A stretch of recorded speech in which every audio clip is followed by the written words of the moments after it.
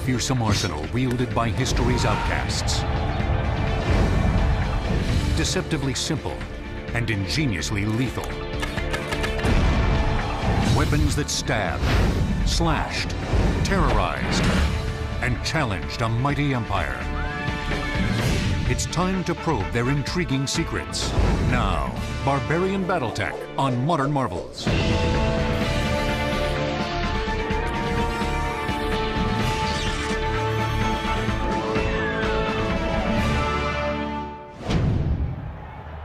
For hundreds of years before Christ, and hundreds more after, Europe's indigenous tribes did battle. Their world was harsh and savage, in which survival was won by those with the deadliest weapons and the will to use them.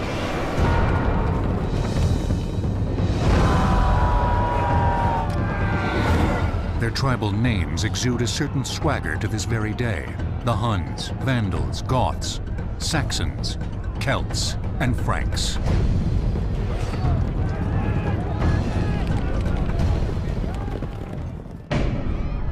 The Greeks and Romans branded them barbarians, considering them uncivilized, vile, more animal than human. The term barbarian originally comes from the Greek, and it's what the Greeks called everybody who wasn't a Greek speaker. The Romans take it up, and they refer it to everybody that they considered to be non-Roman outside the empire. People themselves certainly didn't call themselves barbarians. The so-called barbarians lived during the Iron Age, an era of war and emerging technologies, when metalsmiths forged the weapons that shaped Europe. No matter when man has fought, there have been technological devices that he's used to increase his ability to fight. A club is better than the hands. A sword is better than a club. And in the case of the barbarians, we have actually very strong technology. The British Museum in London plays host to barbarian weapons once wielded in the fury of combat.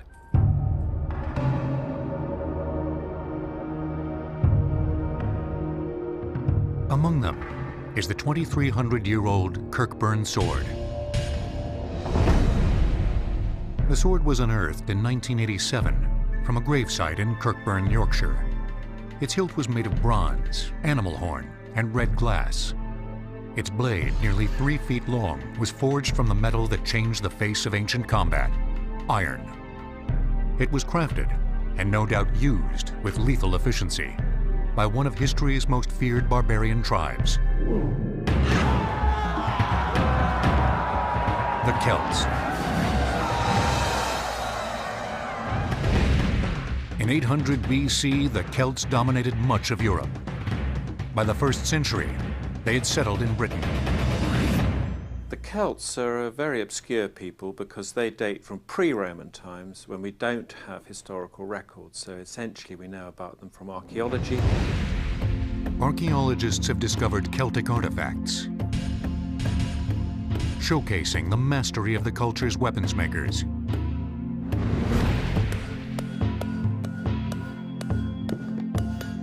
Hector Cole is a world-renowned ironsmith, skilled in the traditional methods used by Celtic swordmakers. Like his brethren before him, he relies on instinct as much as science. When you put your metal in the fire, your mind goes in the fire with it. If it doesn't, then you will lose control of it. And a couple of degrees too high, and you will burn the metal and it's no good. A few degrees below, and the pieces of metal will not hammer together and become one. The earliest Celt smiths forged weapons from bronze. By the 5th century BC, they were fashioning harder, stronger, deadlier arms, like the Kirkburn sword, from iron. Carefully working fire and bellows, Hector has heated a chunk of iron ore, extracting the iron into a catch basin below. He then molded the iron to form 3 sword-length billets. Hector now begins to fuse the billets together to make a blade.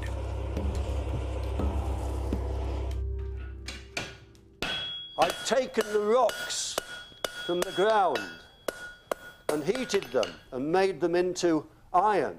That in itself is magic. So you can see how these swords built up a reputation through their mysticism. And if it was a good sword was prized above anything else. So carrying on, you can see now it's starting to take shape. The charcoal in which the iron billets heat up contains traces of carbon. The carbon acts as a hardening agent, and by pounding it into the iron, Hector produces steel. Up to a limit, the higher the carbon content, the stronger the steel. After the shaft cools, Hector hammers its sides, compacting the metal. The result is the kind of hard, powerful steel edge that bloodied and killed countless Celtic foes. The Celtic sword was, on the whole, a slashing weapon, so that you were cutting. You didn't want to be sticking it into your opponent. You were battering them down, battering their shield down, and then slicing into them to immobilize them.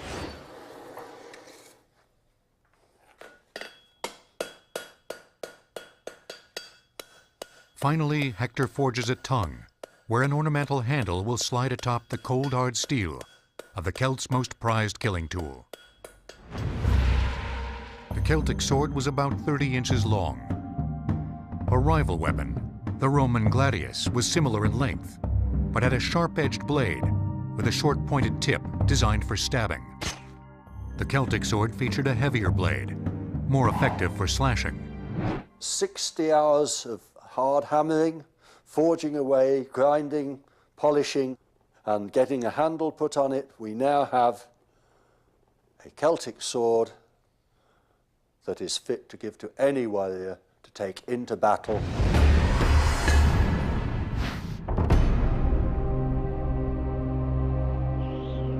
The Celts augmented their masterful weaponry with a unique system of defense. They devised ingenious fortified dwellings, many of which still slice into the English countryside. In Oswestry, England, lie the contours of a 2,600-year-old Celtic hill fort. A far cry from the era's classic square structures with towering walls. Seizing the high ground, the Celts used the natural topography of the land to their advantage.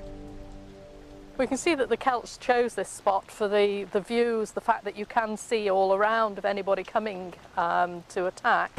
And they have built a series of banks going all the way up to the top. Oswestry was fortified around its perimeter with a series of earthen barriers. The lower mounds were crowned with a wooden palisade. The upper mounds were topped with stone walls. Atop the hill was a clearing where hundreds of Celts lived in thatched roof homes. Not only have we got these multiple banks and ditches coming up through, but we've also got a bank which runs along the entrance on both sides of it, so that it cuts off anybody being able to get into the ditches, up onto the top of the banks and attack the hill fort in that way. So they have to come along that track down there. Invaders who dared to attack through the front entrance soon became trapped in a two-sided free-fire killing zone. Those fortunate enough to battle their way through faced a fortified gate at the top. On each side of the gate waited yet another obstacle.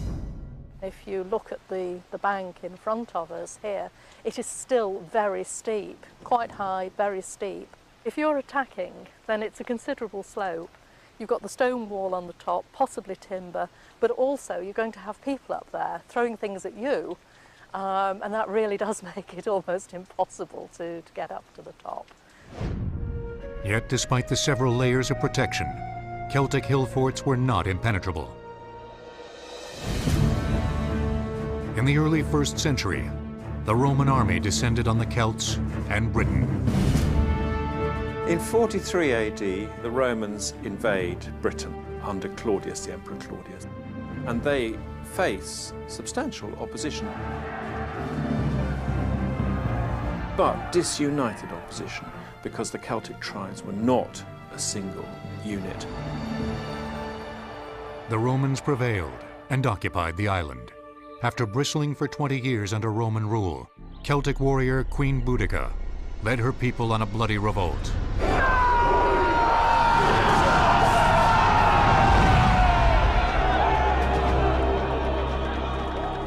Spear in hand, Boudica stormed into battle riding one of the finest examples of barbarian technology, the Celtic chariot.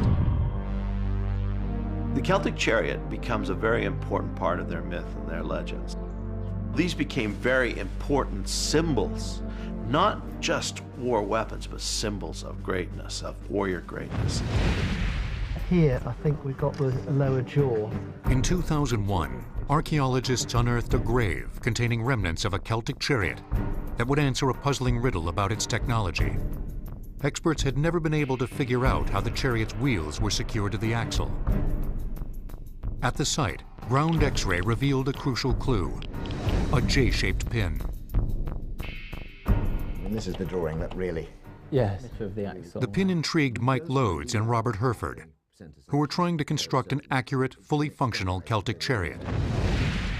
Their only chance to succeed was to solve the mystery of the pin's role. And they were these J-shaped linchpins, quite an interesting shape. And associated with them in the grave was a little iron ring. Now, we puzzled for ages how this might have worked. The solution came when research revealed that Celtic wheel makers cut a groove in their chariot axles. So this J shape actually fits in the slot. Then this comes around that and ties to the ring, so keeping it in place. The next step in construction was to form the charioteer's platform. The platform is a lattice work, all made from a single strip of rawhide, and that gives tremendous spring. Most chariots in the world, you stand up on them. Whether it's an Egyptian chariot, an Assyrian chariot, a Roman racing chariot, or a Greek chariot, you stand. Because not only have you got some suspension in the plaited rawhide platform, but your legs are springs. So you're very much like a surfer riding a wave. A Celtic chariot was built for two, an armed warrior who stood and a driver who sat. By itself, the platform's springy latticework wouldn't prevent either from being jostled by every bump and rut. But Loades believes the Celts incorporated another design element to ensure a smoother ride. What if these Ys were straps, rawhide straps, and then the platform could be slung in these straps? Now you've got something that's got lateral and forward movement.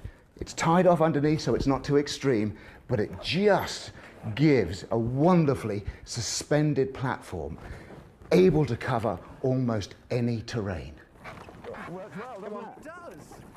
The Celtic chariot suspension no doubt enhanced its performance on the battlefield, where it may have been used much like today's armored personnel carriers. The charioteers would take their warriors close to the front line and drop them off. The warrior would get off, and this is where he would come in and he would fight.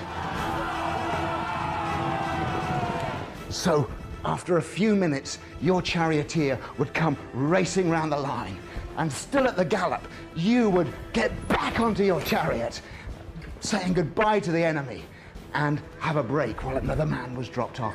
Constant rotation of frontline troops. And Queen Boudica? We left her leading the Celts in a pivotal battle against the Romans in AD 60. She counted on her superior chariots to overwhelm them. But barbarian technology in this case proved no match for the Empire's disciplined troops. And as they gradually made their advance, Boudica's army was condensed into a smaller mass. And they got hemmed in and pressed in. The chariots couldn't maneuver, the warriors couldn't fight, and it was carnage. And she was wiped out, and her army was wiped out. After the Roman invasion, the Celts are the settled native population of Britain, and they gradually become Romanized. the mighty Romans had secured another conquest. But across the English Channel, other barbarian tribes were growing restless. One, wielding a fearsome new weapon, would one day threaten to topple the empire.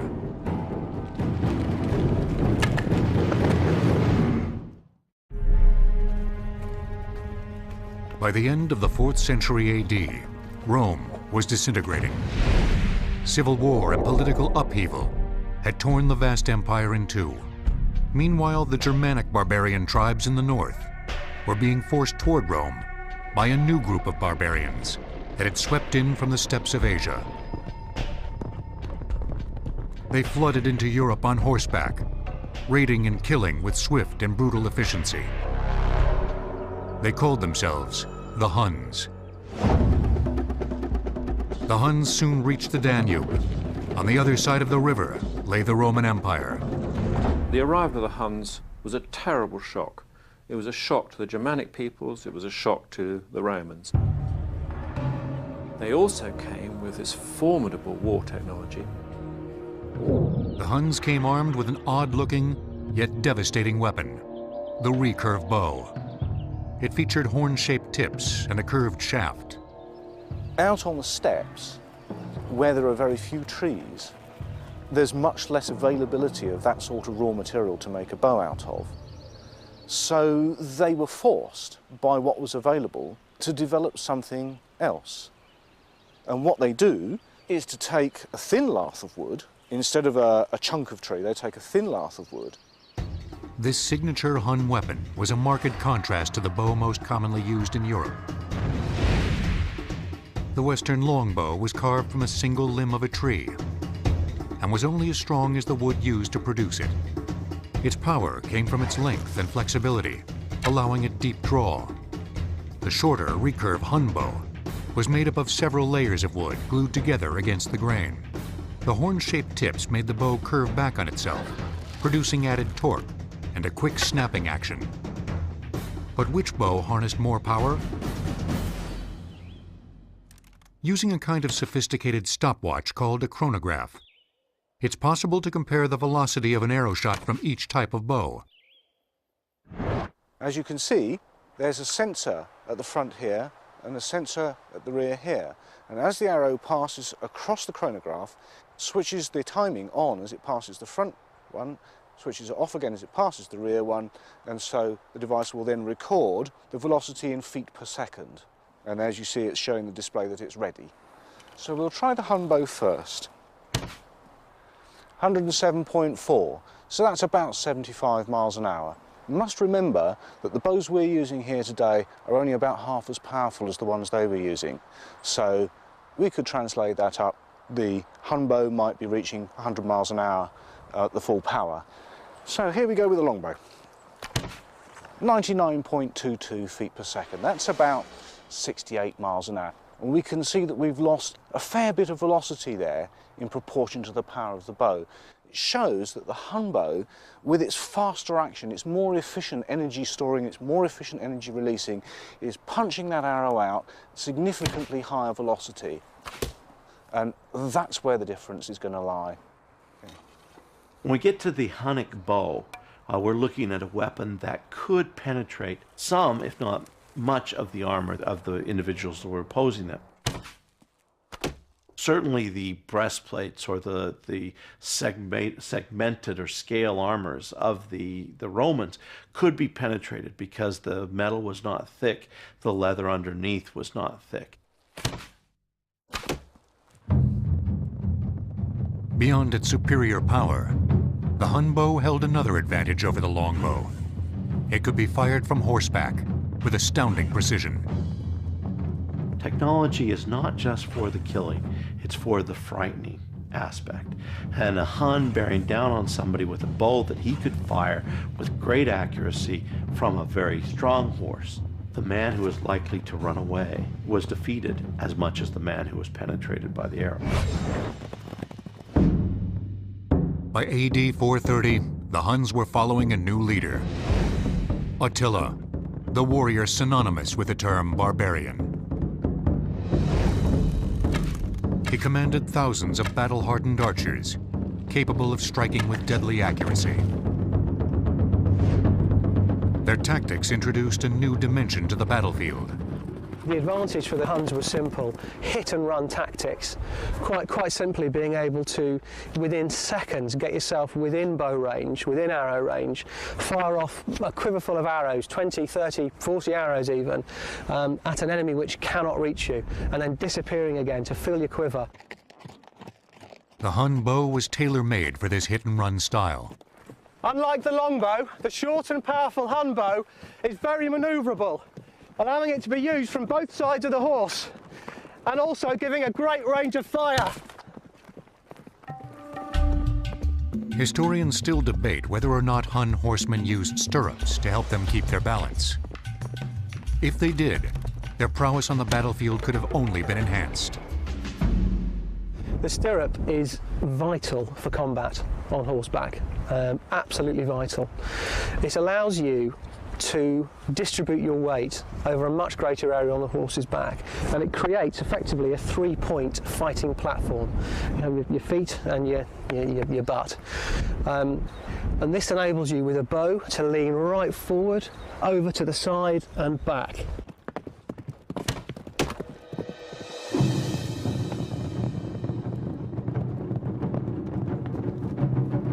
By 440, Attila's army had thundered through a wide swath of southern Europe. But as they moved west, they were slowed by an obstacle they never confronted on their native steppes. The further into the forest and woodland they came, the less could they manoeuvre their horse archers at high speed. The unaccustomed terrain wasn't the Huns' only problem. In 451 in Gaul, they clashed with the combined might of Roman legions and other barbarian tribes. The fearsome Huns fell at last. One of the barbarian tribes that helped defeat them was the Goths. They were destined to be the first barbarians to storm through the gates of Rome.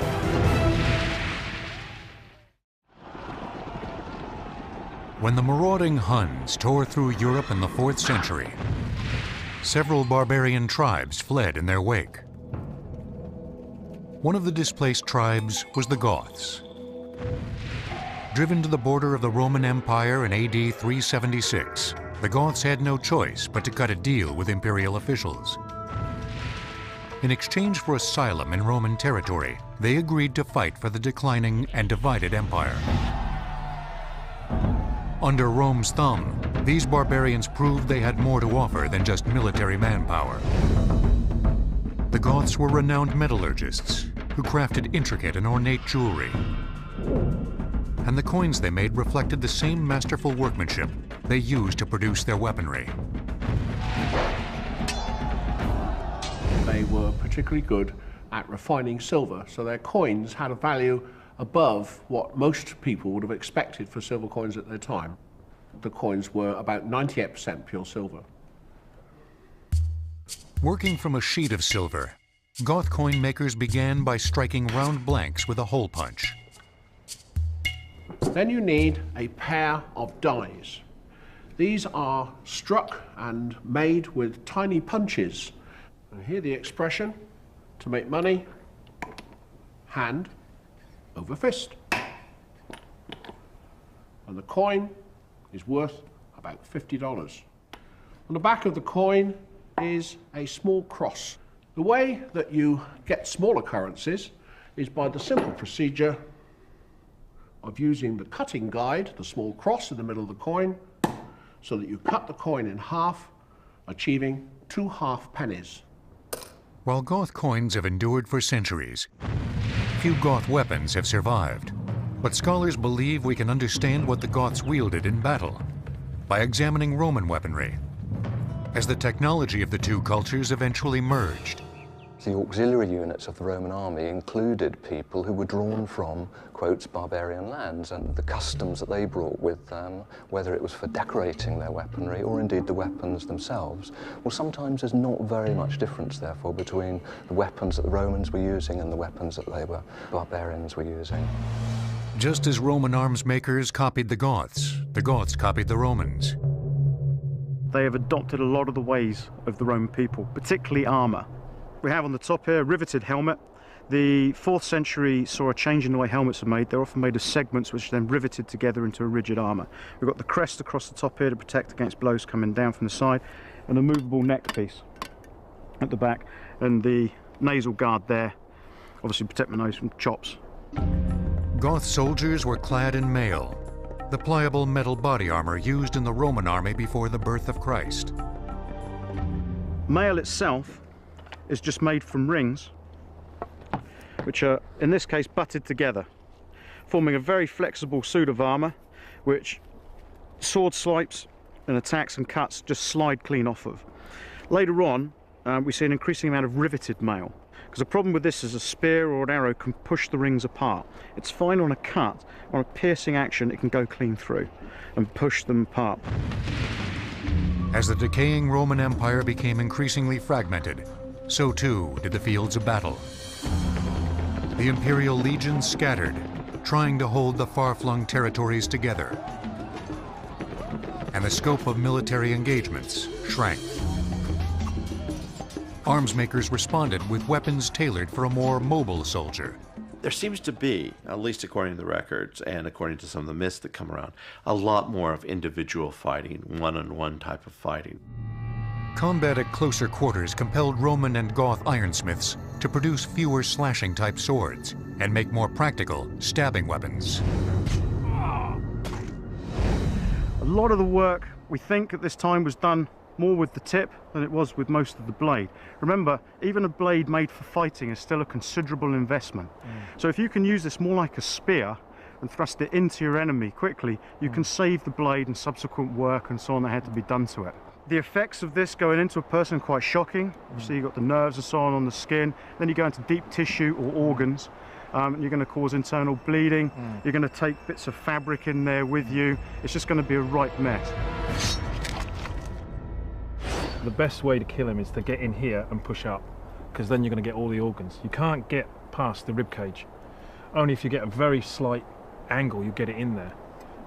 But we know if you actually come up underneath, you'll damage all his organs. And we only know that you only need to go in that far to actually damage any of his organs. So the thrust upwards would be the killer thrust. Also the thrust down here.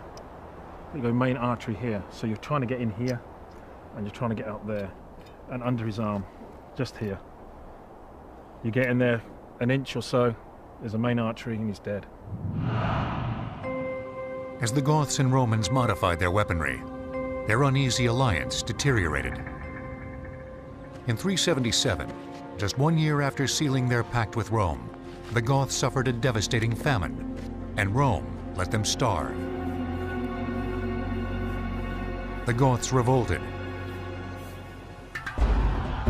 unleashing their fury against the imperial army. Years of bloody conflict rocked the weakening empire.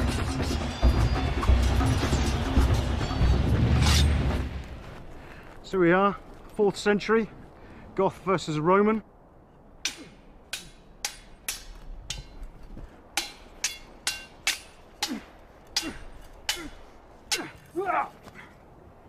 Okay, and here we have the mail, my vest, protecting me against this shot. I've moved in close, so the edge just moves out against me.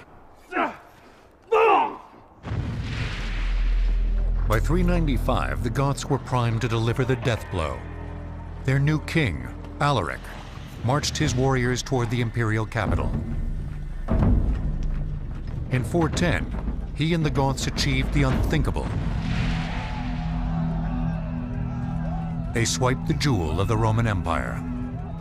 They take the city of Rome, but they do it essentially by cutting off the supplies of Rome. And therefore it was quite easy to starve it into submission. And eventually Rome, they open the gates, and Rome is sacked for the first time. But occupying the city of Rome wasn't Alaric's ultimate goal. He wanted a Goth homeland, somewhere within the empire.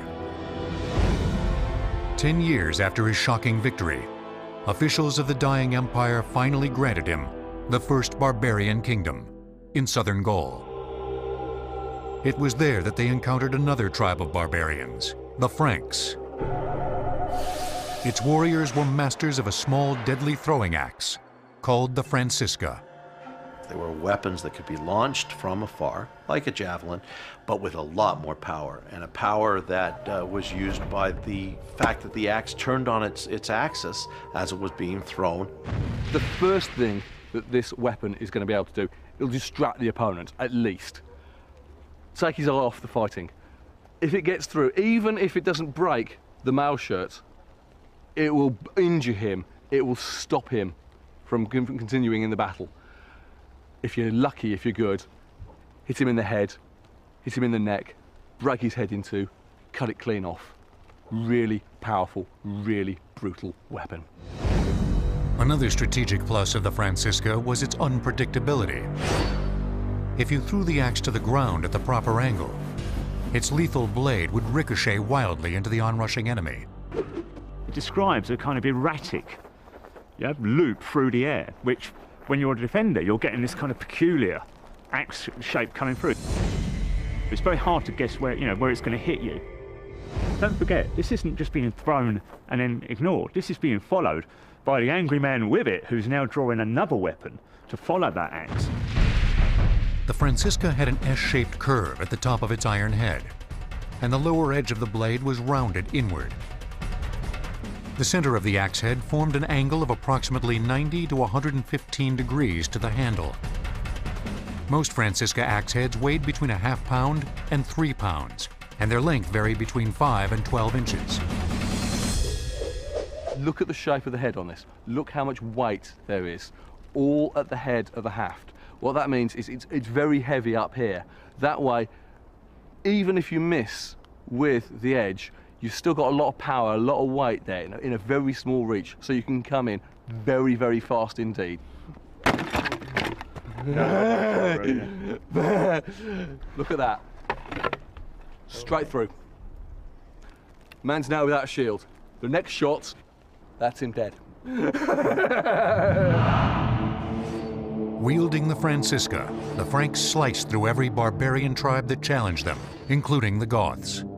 By the 6th century AD, all of Gaul was theirs. The Franks renamed the region, inspired by the lethal Francisca that helped them seize it. They called it Francia. Today, it's France. Across the English Channel, yet another barbarian tribe had stormed the shores of Britain, and they were making waves with their own battle technology.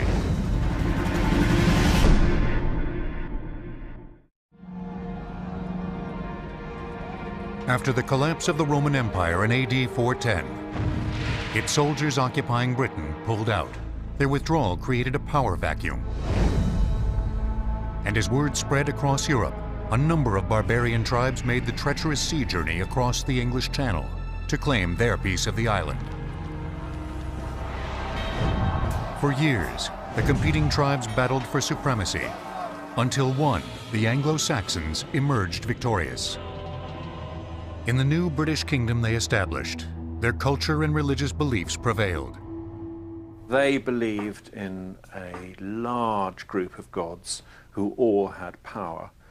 And they also seem to have believed that you needed to be buried with things to take with you to the afterlife. In 1939, archaeologists unearthed Anglo-Saxon burial mounds in the town of Sutton Hoo.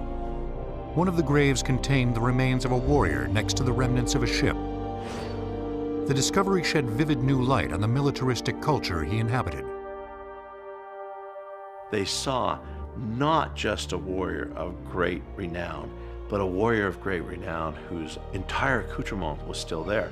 In fact, the rivets from the boat were still there, so they could actually see how large the boat was that he had been buried in. Sutton Hoo yielded many weapons containing Iron Age metals. Gold wire decorated the warrior's sword. Bronze panels coated with tin lined his steel helmet.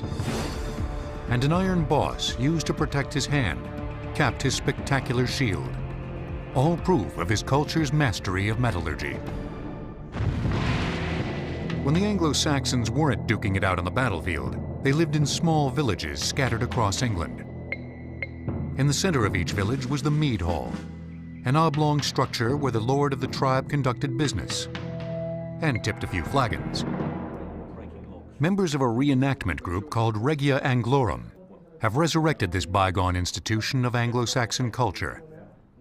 Behind me is a reconstruction of an Anglo-Saxon mead hall. An Anglo-Saxon mead hall is a place where the Lord gathers his taxes, entertains guests, and in defensive crisis gathers his troops either to attack or to defend. Mead was a honey-sweetened alcoholic beverage that the Saxons drank to break the chill of the harsh English winters. It filled every cup during their pre-war rituals. The drinking in the mead hall, the men drank together and swore pledges to each other that when the time came and the enemy came against them with spear and with shield, with point and edge, that they would be able to stand together in the shield war and fight together. The men that drank together fought together because they had said they would. After the drinking came the call to arms. On the walls, the weapons of the Lord and his warriors. We have the lightweight throwing javelin discharged at the enemy, the fighting spear with its sharp edge and point used over arm in conjunction with a shield. The fighting spear had been a battlefield mainstay in Britain since the Celts first thumbed their noses at the Romans. You could always count on it to make its point. Now to kill him from here, I'll probably look to get a spear into him as hard as I can, just keep going at him. I put a shield down, protect my body. After all, he is a trained killer and can cause me all sorts of mischief. And then a few thrusts to his face, perhaps even after that, quick smash with the shield as I move on to continue the fight. One difference between the Anglo-Saxon spears and earlier models was its spear point. Saxon metalworkers crafted it to inflict deeper and deadlier wounds. If you look at this wonderfully made spear point, we recognize it's thinner at the point, it's even still sharp to a certain extent. This will penetrate the body and penetrate quite far into the body. The point where it probably won't go through, but will get stuck there. The individual is probably having to pull with all his might to get it out of the body as the flesh comes around this and circles around the smaller socket. The most distinctive Saxon weapon was a single-edged knife called the seax. The seax, or knife, the weapon for which the Saxons were named. A utility weapon, a general-purpose weapon, a weapon of war. The Anglo-Saxons repelled every invader that dared to challenge them. Eventually, their pagan culture fell, not at the point of an enemy's sword, but as Christianity transformed Britain starting in the 7th century. Still, their legacy endures in the form of the international language they left behind. They were pretty good at what they did as far as weapons were concerned. Here we all are, we speak English. What better indication do you need of the fact that they were successful?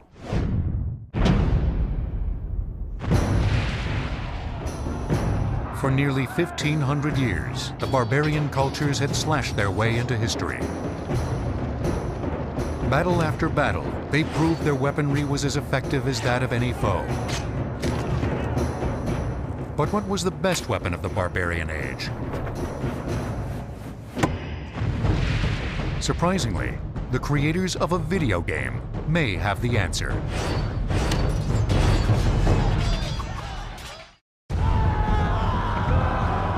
Imagine you're a barbarian.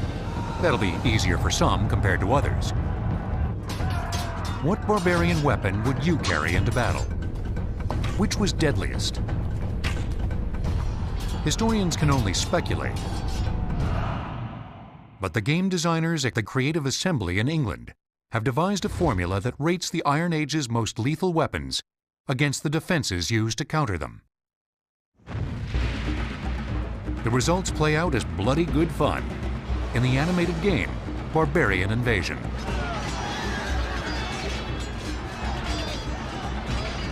We created a huge spreadsheet, and with that we actually kind of started to rank those weapons and shields compared to each other and the armour that they used, and then also on top of that we layered the actual skill of the people who were using those weapons and armour.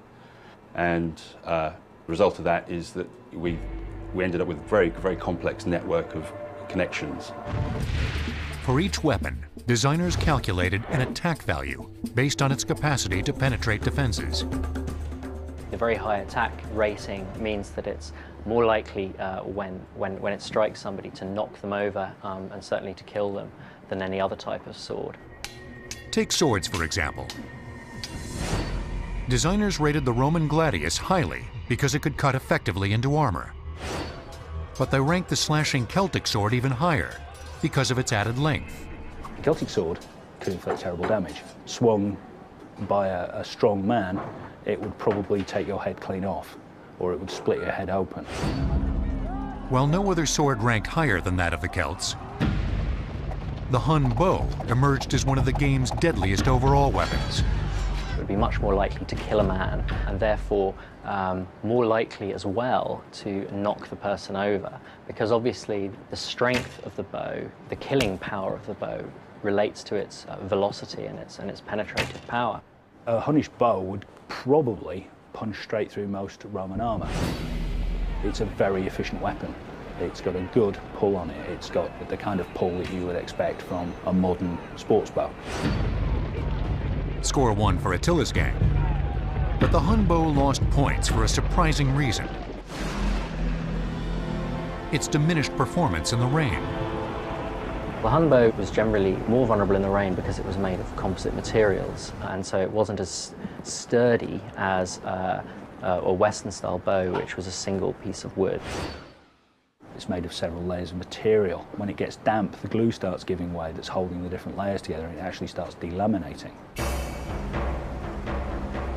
On a rainy day, trash your Hun bow and grab what designers deemed was perhaps the deadliest weapon of all, despite its small size, the Francisca throwing axe. With the Francisca, when it hits a man, we actually decided that it should have two types of value. Bashing value and penetration value. I can actually throw my weapon at the enemy and that's going to cause them some harm. Then when it comes into close combat, I've also got the ability to block his blows. I've got the ability to fight hand to hand with somebody with a sword, and at the same time I can cause some pretty lethal wounds.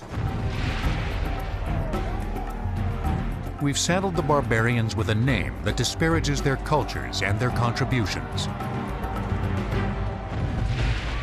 But there's no denying the inventiveness of their weapons designers. Their ingenious arsenals powered the march of armies across Europe for century after century, in battles that helped determine the course of history. Not bad for a bunch of barbarians.